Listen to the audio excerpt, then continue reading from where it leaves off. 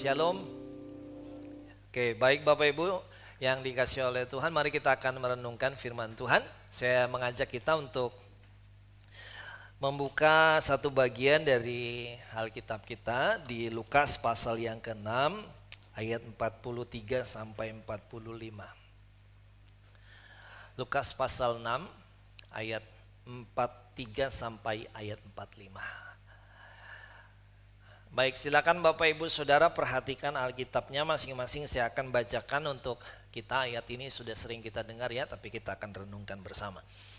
Demikian bunyi firman Tuhan, karena tidak ada pohon yang baik yang menghasilkan buah yang tidak baik, dan juga tidak ada pohon yang tidak baik yang menghasilkan buah yang baik. Sebab setiap pohon dikenal pada buahnya. Itu satu realita yang tidak bisa dipungkiri, bahwa kita bisa mengenal dengan pasti satu pohon itu dari buahnya.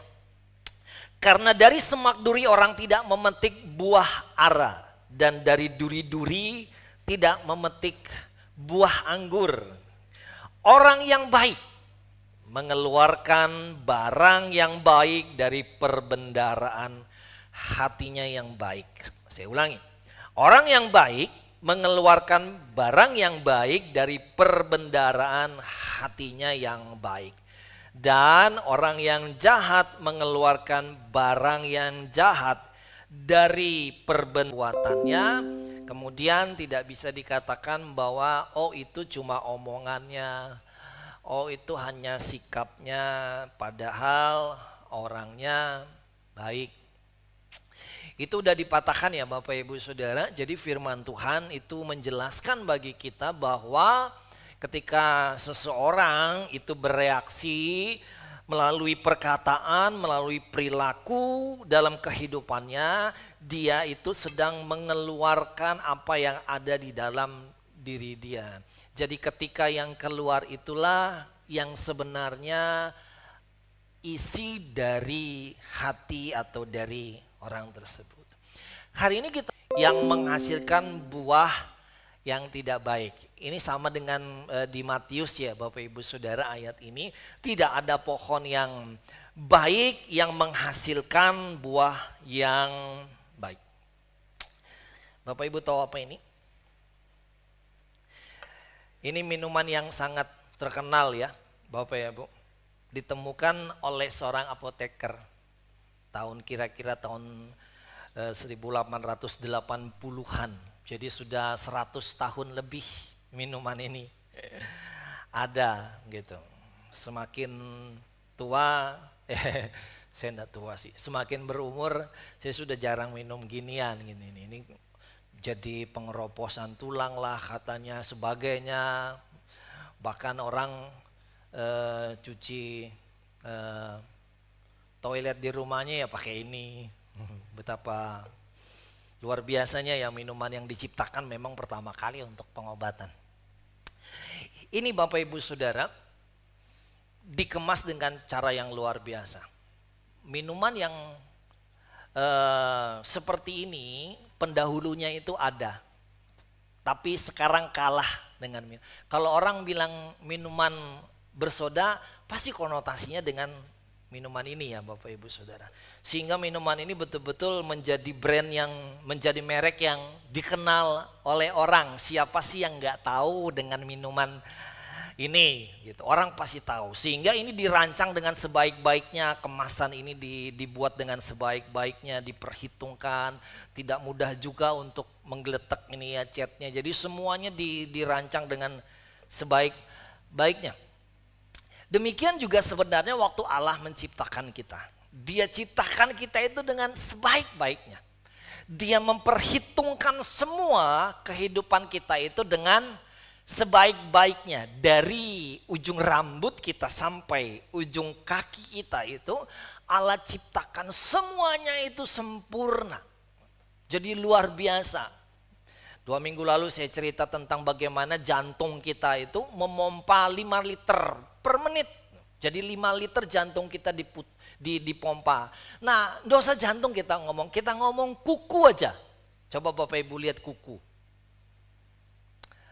Dulu saya berpikir, kok kuku ini bisa panjang? Oh berarti kuku itu ada di sini, kemudian dia naik ke atas.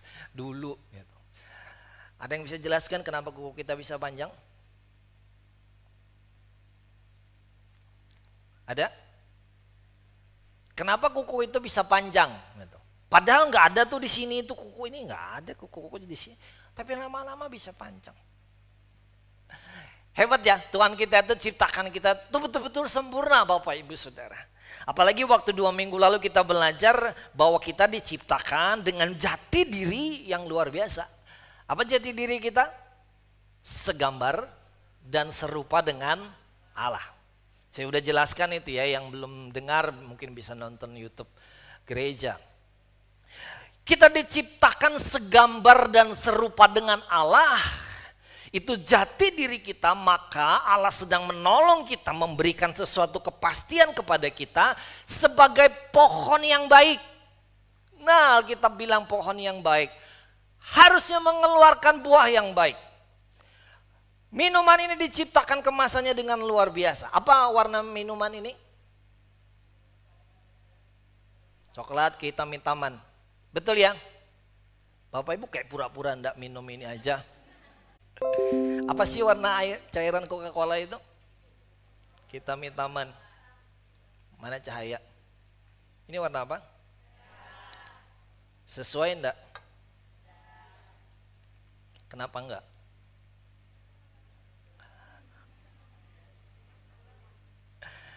Ya yang pagi misalnya gini, Allah ciptakan kita itu jadi pohon yang baik. Jati diri kita itu segambar serupa dengan Allah. Hasilnya enggak sesuai dengan gambar dan jati diri Allah. Dengan gambar dan karakter Allah yang kita miliki. Harusnya kita menghasilkan buah yang baik. Harusnya kita menghasilkan sesuatu yang keluar dari dalam diri kita ini adalah gambar dan karakter Allah. Kita sudah bahas karakter Allah, misalnya Allah itu adalah kasih, maka yang keluar dalam diri kita adalah kasih. Harusnya seperti itu, karena Allah menciptakan kita sebagai pohon yang baik. Harusnya yang keluar cocok dengan pohonnya. Ini enggak cocok ini. Isinya Coca-Cola yang kita tahu itu warnanya kehitam-hitaman, yang keluar merah. Berarti isinya sudah bukan seperti ini. Realita yang terjadi bahwa tidak semua orang percaya, orang yang Kristen menghasilkan buah kekristenan, buah kepercayaannya di dalam kehidupan dia. Tidak sedikit tetangga yang namanya Petrus, Yohanes, Markus, Lukas mengesalkan bagi seorang yang namanya Abdul. Bagi si Abdul, namanya Yohanes itu orang yang betul-betul mengesalkan, menjengkelkan. Itu bagi si Abdul. Namanya Yohanes itu orang yang mengesalkan. Hari Minggu dia bawa Alkitabnya yang besar. Pakai baju putih, celana hitam, sepatu hitam, rapi pakai dasi hitam. Untung aja hidungnya nggak ditaruh kapas. Ke gereja dan orang tahu, orang Kristen ke gereja rapi. Tapi menurut si Abdul tetangganya, setan lebih baik dari dia Pak. Jahat sekali itu kalau ngomong. Air saja menetes di pekarangannya, dia sudah mencak-mencak dengan saya. Ini keluar ini, anumu ini netes ke tempat saya. Ini daun pohonmu ini keluar sedikit ke halaman saya. Marahlah si Yohanes dengan si Abdul. Orang cuma segitu aja bawa-bawa. Orang Kristen tapi nggak bisa mengeluarkan buah kekristenannya. Itu mungkin kita loh ya Bapak Ibu. Mungkin saya juga, mungkin Bapak Ibu. Nggak sesuai. Harusnya buahnya baik karena pohonnya baik. Harusnya warna minuman ini adalah kehitam-hitaman bukan merah. Tapi kenapa itu terjadi? Nah itu yang kita mau menjawab untuk merenungkan. Saya di bulan ini menyampaikan bagian yang mendasar mengenai tema kita good tree, good fruit. Kita udah belajar good tree, sekarang kita mau belajar good fruit. Nah, untuk belajar good fruit kita dulu mengenal kenapa nggak jadi good fruit. Kenapa nggak yang dihasilkan itu buah yang baik, sedangkan Alkitab menuliskan karena tidak ada pohon yang baik yang menghasilkan buah yang tidak baik. Nggak ada bagi Alkitab. Tapi dalam realitanya ada. Kenapa Bapak Ibu? Mari kita melihat di bagian yang pertama ini, saya akan mulai dari penciptaan. Sekaligus juga kembali menekankan tentang good tree. Bagaimana kita diciptakan dengan jati diri yang Allah nyatakan di dalam kehidupan kita. Dan jati diri itu adalah pohon yang baik. Kejatuhan manusia dalam dosa membuat jati diri manusia yang sebenarnya. Jati diri yang sebenarnya ya Bapak Ibu. 2 minggu lalu saya kan sudah jelaskan tentang ada jati diri yang semu. Jati diri yang semu itu bukan jati diri kita yang sebenarnya. Contoh misalnya kalau kita lahir dari keluarga yang tidak mampu, maka persepsi dalam hidup kita, orang miskin bisa apa sih gitu. Orang miskin ya enggak bisalah layak untuk bisa menjadi orang yang berhasil. Itu yang ada dalam persepsi kita sehingga kita berperilaku seperti apa yang kita pikirkan. Kita bertindak seperti apa yang kita pikirkan. Saya orang yang enggak sekolah tinggi sehingga enggak mungkin saya bisa sukses. Itu pola pikir yang terbentuk karena identitas yang semu, bukan identitas kita yang sebenarnya. Identitas kita yang sebenarnya segambar dan serupa dengan Allah, yang harusnya keluar itu adalah gambar dan rupa Allah. Tapi rusak karena Adam dan Hawa jatuh di dalam dosa. Jati diri manusia yang sebenarnya itu bahwa manusia tidak bisa berperilaku seperti jati diri itu. Apa yang terjadi ketika Adam dan Hawa jatuh dalam dosa? Terus kemudian Tuhan datang kepada Adam. Apa yang kamu perbuat? Kemudian si Adam bilang, itu wanita yang kau berikan. Dia salahkan Tuhan ini. Jadi nggak salah sekarang kalau orang marah, orang kecewa, salahkan Tuhan. Mulai dari Adam pun menyalahkan Tuhan. Gara-gara perempuan yang diciptakan. Coba nggak ada perempuan di dunia ini, nggak ada skincare tuh ya, nggak ada ya perawatan, biaya hidup mungkin lebih murah bagi laki-laki, bagi suami. Tapi gara-gara ada perempuan ini, biaya kulit mukanya aja itu lebih mahal dari biaya kami beli beras 1 bulan. Beli beras 1 bulan 25 kilo berapa? 300.000. Betul ya? Harga skincare-nya Bu Asti berapa sebulan? Krim malam, krim siang. Lebih mahal dari harga beras yang kita makan setiap bulan. Gara-gara Tuhan ciptakan perempuan ini. Perempuan yang kau ciptakan itu, aku jatuh dalam dosa. Padahal awalnya Adam tidak marah-marah, Tuhan, wah ada perempuan, ada temannya, dia senang. Tapi gara-gara jatuh dalam dosa, jati diri itu rusak, ya udah orang mulai saling menyalahkan. Hawa salahkan ular, itu ular yang membujuk. Rusaklah jati diri. Tidak heran berapa, coba perhatikan Bapak Ibu. Lihat relasi dalam kehidupan kita. Entah relasi dengan keluarga kita, entah relasi dengan orang. Berapa banyak yang relasi yang rusak. Mulai manusia jatuh dalam dosa. Dan mereka mulai menyalahkan. Disitulah relasi manusia udah mulai rusak. Dan manusia bukan lagi menghasilkan buah seperti karakter Allah. Tapi relasi itu menjadi konflik yang selalu ada dalam kehidupan manusia. Rusaklah jati diri kita. Maka kita tidak berbuah seperti yang seharusnya kita berbuah. Gara-gara manusia jatuh dalam dosa.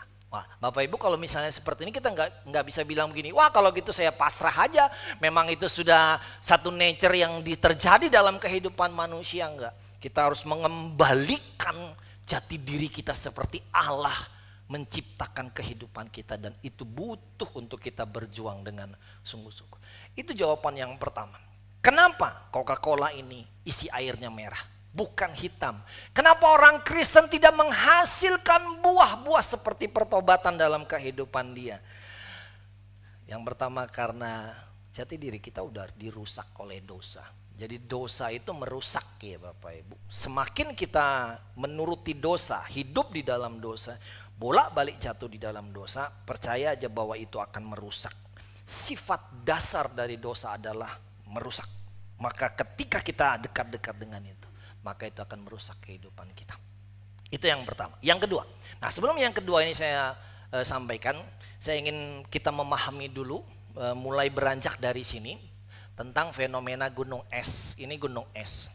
Kenapa disebut dengan fenomena? Karena gunung yang ada di darat itu beda dengan gunung yang ada di laut atau di daerah Antartika yang dingin, yang jadi es ya Bapak Ibu. Kenapa disebut dengan fenomena? Karena gunung es itu yang bongkahannya lebih besar itu di dalam, bukan di atas permukaan air. Jadi yang hanya di permukaan air itu hanya yang terlihat sebagian kecil dari sebuah bongkahan yang besar. Tapi justru ini buah, kalau kita bicara ini buah.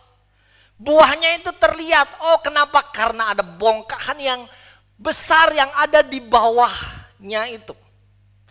Nah kita nggak bisa melihat atau menolong diri kita untuk kita bisa menghasilkan buah kalau kita hanya fokus pada apa yang di atas permukaan. Ya udah biar aja yang atas permukaan. Air itu di bawah permukaan air itu, waktu dia keluar itulah terlihat siapa orangnya. Kita, Bapak Ibu Saudara yang dikasih dalam Tuhan, kita itu akan terlihat ketika apa yang ada di dalam hidup kita itu keluar ke permukaan dan dilihat oleh orang lain. Itu buah, itu bicara tentang buah. Ya Bapak Ibu. Jadi kalau orang misalnya kita bertemu dengan orang atau melihat orang, kenapa ya orang ini selalu saja menghakimi. Lihat tetangganya beli motor baru, menghakimi. Ah ini pasti hasil tidak benar. Oh ini pasti seperti ini. Penghakiman kepada suku tertentu, wah kalau suku tertentu ini seperti ini, ngomongnya itu nggak pernah baik. Atau suku yang sebelahnya ngomongnya baik, tapi sebenarnya wah di balik itu hati-hati dengan ngomongnya yang pelan, yang baik dan sebagainya. Kita mulai menghakimi suku-suku tertentu, bahkan keadaan fisik orang termasuk gender. Orang mulai dihakimi, jangan percaya dengan laki-laki, laki-laki itu maunya cuma hanya seks. Jangan percaya dengan perempuan, perempuan itu cuma mau uang. Gitu. Jadi semua mulai menghakimi, bahkan bentuk fisik kita mulai dihakimi, letak tai lalat kita itu dihakimi. Kalau tai lalatnya itu ada di bibir, biasanya orangnya banyak ngomong, enggak cerewet sih tapi banyak ngomong. Tai lalat yang ada di mata itu orangnya suka sedih. Sehingga tidak jarang orang mau angkat tai lalat. Jadi bukan hanya tainya dogi, tainya sapi yang diangkat, tapi tai lalat juga. Salahnya itu sebenarnya kenapa kok waktu lalat hinggap di situ kita nggak usir. Coba diusir nggak ada tai lalat di situ. Mulai dihakimi ya Bapak Ibu Saudara. Wah ini orangnya seperti ini. Orang yang menghakimi itulah isinya adalah penghakiman di dalam kehidupan dia. Ngomongnya kasar, ngomongnya ketus gitu. Sebelum saya disalahkan orang lain, saya salahkan aja orang lain. Itu isi hatinya. Itulah yang ada di dalam hati orang itu. Dia sedang mengeluarkan perbendaharaan yang ada di dalam hidupnya. Nah kalau kita kaitkan apa hubungannya dengan fenomena gunung es itu, ya Bapak Ibu kita nggak bisa melihatnya hanya berdasarkan buahnya aja ya, atau omongan perilaku gitu. Maka kita juga butuh tahu apa yang menjadi penyebab kenapa orang percaya yang diciptakan Tuhan sebagai pohon yang baik tidak bisa menghasilkan buah yang baik. Yang keluar itu enggak seperti gambar dan karakter Allah gitu. Harusnya Alkitab tuh bilang gitu ya, bukan saya yang bilang, karena Alkitab bilang tidak mungkin. Di dalam Matius bilang seharusnya pohon yang baik mengeluarkan buah yang baik gitu. Tidak mungkin pohon yang tidak baik bisa mengeluarkan buah yang baik. Jadi itu ditentang atau sesuatu hal yang bagi Alkitab pasti harusnya terjadi, tapi dalam realita tidak terjadi seperti itu. Kenapa? Nah, kita bicara kalau fenomena gunung es, apa yang terjadi di bawah permukaan air itulah yang menjadi penyebab kenapa seseorang tidak bisa menghasilkan buah yang baik, namanya luka atau trauma. Di dalam istilah medis, trauma itu kayak luka, kemudian di tubuh seseorang, luka itu kalau bahasa kita cuma bilang luka, tapi kadang-kadang orang bilang, oh ada trauma, ada bekas benturan, ada pukulan di situ. Tetapi secara kejiwaan, trauma itu adalah keadaan jiwa atau tingkah laku yang tidak normal. Trauma itu satu keadaan jiwa atau tingkah laku yang tidak normal. Nggak normal itu harusnya A, dia B, ya begitu. Sesimpel sederhananya seperti itu. Ini ketidaknormalan keadaan jiwa itu akibat adanya tekanan. Akibat adanya sebuah peristiwa. Jadi trauma terjadi karena ada pengalaman yang tidak diinginkan yang menekan kehidupan dia. Trauma itu ada dibagi dua Bapak Ibu, ada trauma yang biasa sama trauma yang mendalam. Saya berusaha untuk menyampaikan trauma yang biasa dulu karena trauma yang mendalam itu betul-betul sesuatu yang sangat memalukan bagi seseorang. Nah, kita ngomong coba misalnya contoh trauma yang biasa. Orang yang mengalami trauma biasanya punya ketakutan tertentu. Bahasa yang dikenal itu namanya fobia. Ada orang yang fobia atau takut dengan ketinggian. Jadi kalau ada di tempat ketinggian, mau lihat ke bawah itu darahnya langsung naik ke atas, lutut jadi lemas dan ingin pingsan. Sama ketika orang mau lihat darah gitu ya. Wah, dia langsung ketakutan waktu melihat darah itu. Sehingga tidak heran dia akan menghindari orang-orang yang terluka dan sebagainya. Waktu masa Covid, Bapak Ibu Saudara, ada seorang istri hamba Tuhan dan ya kami berdiskusi tentang apa itu namanya itu vaksin. Jadi dia sangat menentang vaksin itu. Jadi waktu ada seorang hamba Tuhan, coba Pang kita diskusi sama ibu ini selalu saja bilang vaksin itu dari antikris lah, pokoknya macam-macam bla bla sebagainya. Oh iya. Jadi waktu pertama kali bertemu dan ngomong, dia cerita tentang vaksin ini begini, ini ditemukan begini, yang berita-berita yang kita dengar itu yang sebenarnya sudah dinyatakan tidak benar itu. Wah, dia sampaikan seperti ini. Saya langsung tahu ibu takut sama jarum suntik kah? Jadi dia langsung bilang, iya. Wah, pantas aja ibu nggak mau divaksin. Kalau lihat jarum suntik ya sudah tekanan yang 140 bisa 180. Bisa keringat dingin kalau lihat gitu. Dia trauma jarum suntik gitu. Sehingga nggak mau divaksin. Dan ini berantem terus sama pendeta-pendeta yang lain. Gara-gara dia bilang itu antikris, itu jahat. Wah, pendeta bilang enggak kamu gini, wah pokoknya begini. Saya tanya, kapan ibu mulai takut dengan jarum suntik? Mulai kecil. Apa ada peristiwa yang menakutkan? Kemudian baru dia cerita, ayahnya mantri. Mantri itu tukang suntik. Ayahnya seorang mantri tukang suntik. Jahat, suka pukul. Hukumannya itu apa? Kekerasan selain pukul, disuntik. Jadi kalau dia dihukum itu, kalau sudah pukulan dan mempam, apa yang dilakukan? Disuntik. Jadi dia takut sekali lihat jarum suntik. Karena ada peristiwa yang melatar belakanginya. Demikian juga kalau Bapak Ibu takut sama kecoa. Coba kecoa, perhatikan. Dibalik aja begini, udah gak bisa ngapa-ngapain. Kalau Anda takut sama serigala, itu wajar. Tapi sama kecoa masa takut? Anehnya loh sama gelang karet. Karet gelang itu, ada orang yang jijik dan sampai berkeringat dingin. Kita kalau ketemu itu ya, banyak ya Bapak Ibu, trauma-trauma atau fobia orang ya ketakutan orang yang diakibatkan trauma itu yang menurut kita lucu. Sama cacing aja kok takutnya sampai seperti itu. Sama kecoa aja takutnya kok seperti itu. Dengar suara ambulan, semua ada peristiwa yang melatar belakangi itu. Itu nggak muncul tiba-tiba. Ada luka yang dialami. Sama seperti ibu yang takut dengan jarum suntik.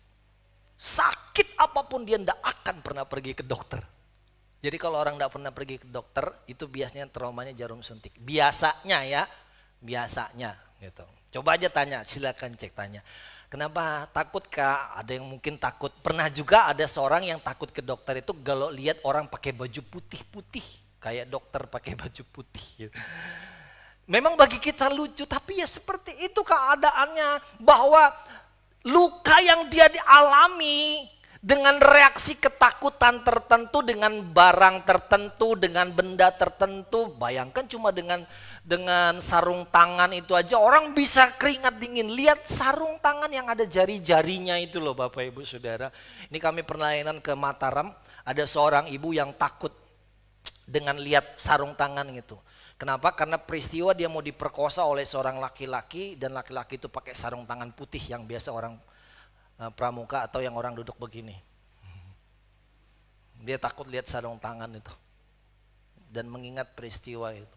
Nah Bapak Ibu, orang-orang yang punya fobia begitu, coba aja seperti yang terjadi sama ibu yang takut jarum suntik. Terus kita mulai berdebat dengan dia, enggak apa-apa kok jarum suntik, wah dia akan ngomong kasar, dia ngomongnya ketus gitu, dia salahkan. Bahkan pakai ayat firman Tuhan.